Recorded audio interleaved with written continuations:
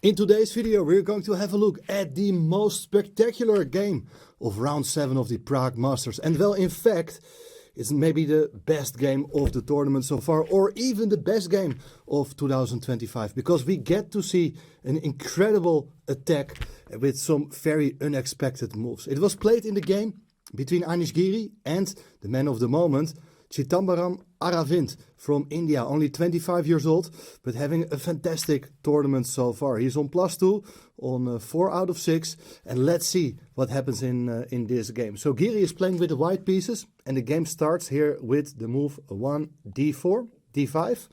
So we get to see a Queen's Gambit declined. Very popular opening, still at the highest level. Knight c3, bishop e7, pawn takes d5, e takes d5. Bishop comes out to f4, knight f6, e3, bishop f5. Very normal development by both sides. Knight f3 and c6. So technically speaking, black is having a good position and the bishop is here well placed. So if white is going to play bishop d3, you can trade off your bad bishop. It is all very well known, but Giri, of course, great theoretician. He knows his openings well. He's trying to fight for an advantage with the move knight h4, challenging the bishop on f5. And the bishop moves to g4 to attack the queen. Queen goes to c2. And here follows the move knight bd7, after which white kicks the bishop away with h3. Bishop goes back to e6. And now the knight, of course, it's not doing much here on h4. It could go perhaps to f5, but instead Giri wants to keep as many pieces on the board as possible. Played here the move knight f3, and here the very first interesting moment of the game, as black played here a remarkable move, knight e4. And if you look at this position, you see that this square is only defended once but covered by white twice. So white has the possibility to take twice and win a pawn. But why did Giri not do that? If you take, and take with the queen afterwards, there is a bit of a problem with your king on e1. And what is exactly the best move, I'm not sure, but something like knight f6 is a good move. After queen c2, you go queen a5. And well, you cannot block with your queen. Let's say queen d2, there's always bishop b4. But if you block with a knight, then you feel that you're losing a bit of grip with your pieces. And black may open up the center with the move c5, then quickly rook c8 can come. There is definitely some play for the pawn. And I'm curious to know if this was still some part of home preparation or just over-the-board inspiration by black. Anyway, Giri didn't take the pawn. He played here natural developing move bishop d3. But now, well, black cements the knight in the center with the move f5. Now the e4 square pretty well covered. On the other hand, there is also a hole on the e5 square, which might be used by a white minor piece. The bishop goes back to h2. Not really forced, but it does make sense. In certain cases, the bishop can easily become vulnerable, can be attacked by the pawn. That's why bishop h2, castle kingside by both sides. And black puts his own king in the corner. Perhaps also with ideas later on to play g5. That could be one explanation for this move, but also after the move knight e2, trying to get a knight over to the king side. Black plays a5, grabbing space on that side, preventing white from ever expanding on the queen side. So it's a very complex maneuvering battle with a lot of options for both sides. But here, for instance, if you ever play something like knight f4 to attack the bishop, I think the reason of king h8 is that the g8 square is now available for this bishop. Interesting game. Instead of knight f4, there followed knight e5, which is even more logical, I would say, because the knights are coming off the board. And then bishop f6. And white can now play the move f3 to attack the knight on e4. The knight goes back to d6. And what should we think of this middle game? I think black is rock solid. I feel that there are some chances for white as well. Why? I think that is mainly because of that e5 square. And if you ever are going to take on e5, white gets a passed pawn, which can be become a protected passed pawn as well. So I would also think that white's bishop on d3 is a bit better than the bishop on e6. On the other hand, I think black's pawns on d5 and f5, they are pretty good, and they prevent white from carrying out that central pawn break. So what should white do instead? Hard to say, but Giri, as I said, playing very ambitiously here with the move g4. He is challenging the pawn on f5. If this pawn is gone, then the diagonal for the bishop will be open. But Aravindh comes up with an interesting response, as he just calmly played here the move queen e7. And now everything is nicely protected, and you can see that queen is indirectly looking at the pawn on e3. So for instance, if you would take the pawn on f5, it's a bad move, was not played in the game. Bishop takes f5 is a great idea, and it's not winning a piece for white, because after bishop takes f5, you first take on e5. And there is no bishop takes h7 with check, which would have been the case with the king on g8. So there's another benefit of this move. But you can take with a pawn, but after that there's knight takes f5. And look at this, black comes out on top with a lot of pawn weaknesses, exposed king.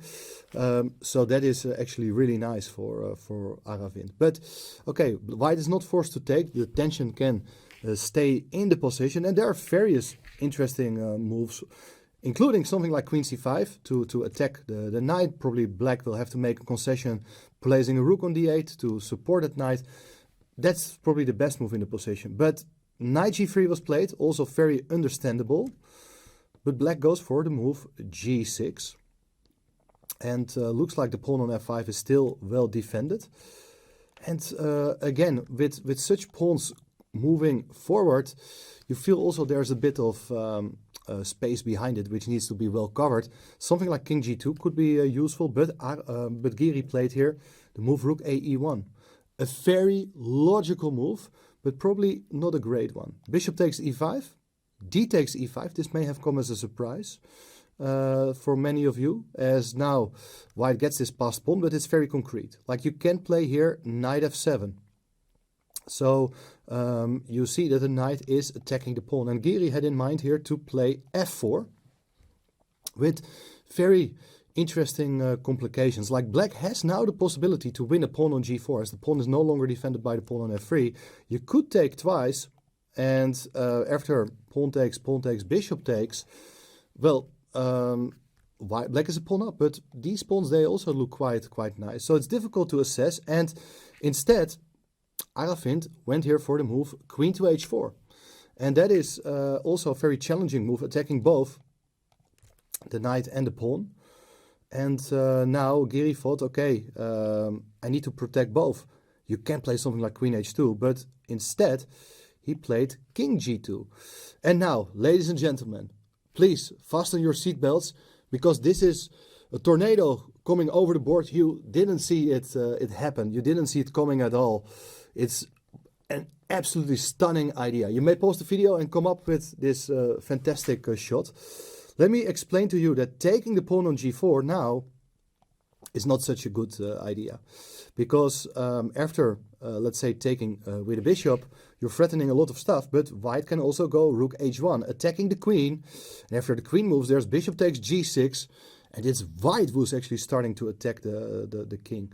And taking with the queen instead, well, it's not going to change much. You also bring your rook over with strong threats against the king. Ideas to double rooks as well. But now, instead of taking the pawn, look at this. Knight to g5. And I wouldn't be surprised if Giri hadn't seen it all coming. It is a brilliant idea. Black is threatening to take the pawn. And well, if you take the knight on g5, you take on g4 with a massive threat to take on h3, and that could be just game over. After taking, for instance, with the pawn, bishop takes g4, and if you try to keep things closed with rook f6, queen h3, king f2, queen h2, and after king f1, it's going to be checkmate very soon with queen and bishop. So that is a beautiful idea. Another idea worth mentioning is that if you cover the weakness on h3, well, there is rook f3, and black is entering without knocking on the door. This is leading to checkmate very soon. If you move the knight, for instance, it is queen f2 with checkmate. So you get an idea of the tactical ideas arising from that knight sacrifice. Giri played here the move rook h1. And he felt like, okay, everything is under control. And the knight isn't really going anywhere. Well, it can go to e4, which is a nice square, and everything looks solid. Pieces can be exchanged. But here is probably an even more stunning idea. The follow-up here for black is d4. Another absolutely insane idea. With the point, if you take the pawn, the bishop comes into d5 with massive threats against the king, against the rook. You have to watch out where you go with the king. There are ideas to go knight f3, check afterwards as well. That is game over. Instead, now Giri decided to take the knight. And don't give this check on d5 because you can still block with the move e4 and things are not so clear. But much better is to first take the pawn, and the threat of bishop d5 is not going away. Note that there are a lot of ideas here for black, including the move f4 to attack the knight. If the knight goes away, you bring up your f-pawn to f3 with check. That could be game over. Therefore, g takes f5 played. G takes f5. Still, if you take on f5, for instance, which was not played, you take everything. You take on g5, and you're about to regain the piece. After knight g3, you go rook g8, and the knight is gone. If you do play rook takes e3, well, there is this move f4. And, this was played in the game. Black is in good shape, regaining the piece. Rook goes to f3 to keep the g3 square covered. But anyway, pawn takes g3. If you take the pawn, it is bishop to d5. And you're winning more material.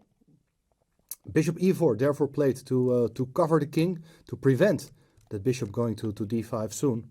But here, rook takes rook. Bishop takes back, and the other rook comes into the attack.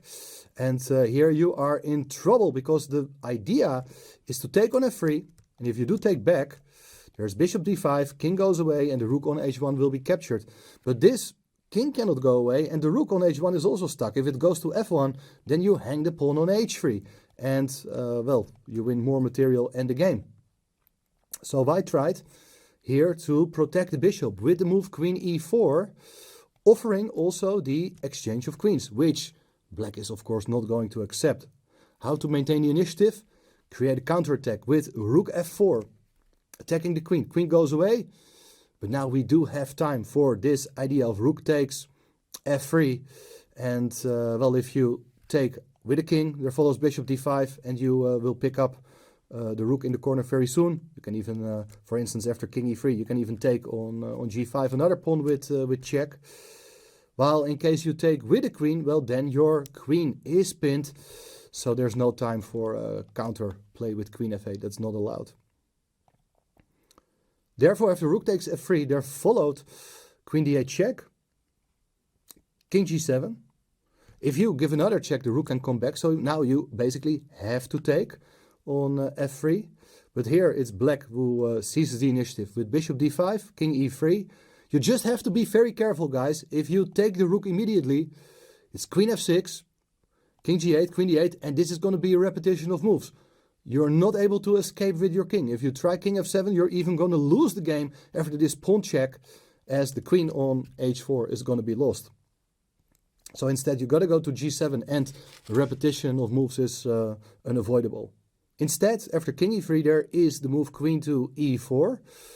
And this is a very important check to centralize the queen. After king d2, you give another check. King c2, another check was played. And now after king d2, well, finally, there followed bishop takes h1. And here you see with the queen on f5, you can meet all sorts of checks with interfering on the f-file. And now the checks are over. You're up a piece, and also the g-pawn is going to be promoted soon. So bishop takes h1, and it was time to resign. What an incredible victory with the black pieces for Aravindh, who is moving now to 5 out of 7 free victories against really strong opposition. It's very impressive. And even more impressive is that he has overtaken his legendary countryman Vishy Anand in the world rankings. I think he's live rated now to something like 2745, something like that. world's number 14 now. And where is he going to stop? He is the man of the moment with incredible performance in the last couple of months. And is this another potential Indian world champion? Who knows? We will find out what is gonna bring him in the coming days at this Prague Masters. He's now in the sole lead. And well, if you did like my video, make sure to subscribe to the channel. Thanks for the support, and I will see you soon again. Bye bye.